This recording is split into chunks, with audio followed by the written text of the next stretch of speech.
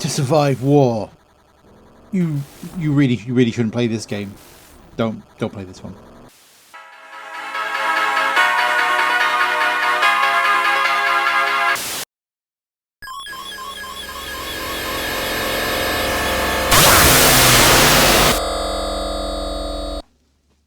Now, I'm a guy who has played a decent amount of games, but by no means have I played all of them.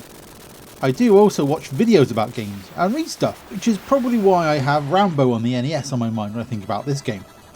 Now, never played that, but I'm sure it was on Retronauts or somewhere or something talking about it, and it was pitched as a decent Zelda 2 knockoff with some early Metroidvania aspects to it. Nothing mind-blowing, but an interesting game in the NES library.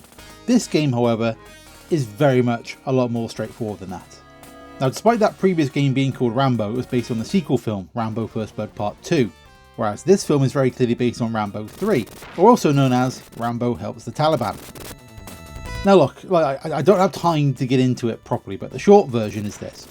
When Rambo 3 came out in the cinemas, this was during the Russian invasion of Afghanistan, where the might of the Soviet army was being repelled by the wily Mujahideen, in part backed by the US spy agency, the CIA. This, of course, did not last once this war had finished.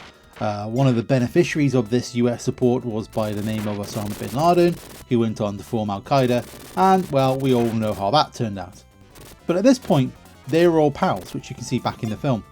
Rambo spending time with the Afghans, making pals and all that, before grabbing a machine gun and sending as many of those commie bastards straight to hell as possible. You'll be surprised to hear that the game focuses on that last bit. You're Rambo himself running around killing baddies with several weapons. Your knife and machine gun have infinite ammo, but the bow and arrow and bombs don't, so you need to collect the pickups that appear around the stage. And I've been talking this whole time to try and disguise the fact that I keep dying on this stupid first level. This is called out by Jazz in his review in the playability bit. This gets 88%, saying that once you get past the tricky first level, then things get more straightforward. Jazz, I really sure hope so. This opening part is an absolute swine and no mistake. I think it's telling that the screenshot in the review is from this bit where I keep dying. The main negative of Jazz is that it's too easy. Never mind. Although on the evidence of this first level, it'll still take a while bashing your head against it before getting anywhere with it. By far, this is no Commando or Mercs, which we saw not that long ago, but it's certainly not bad. And 80% overall? A bargain in the budget range?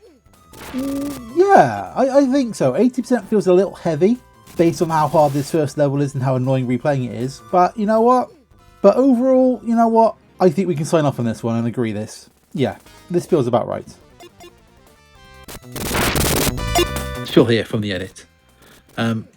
With this game, I did the script, did all that, and then the footage I previously recorded basically just didn't work when I put it onto my MacBook. For some reason, it just didn't export out of Steam properly, so I had to go back and re-record the game again. So this is me all dying yet again, but I carried on playing, and what do you know? I actually got to this point, and I did the level. Shall we sit down and see what happens afterwards? So Rambo gets his bandana on.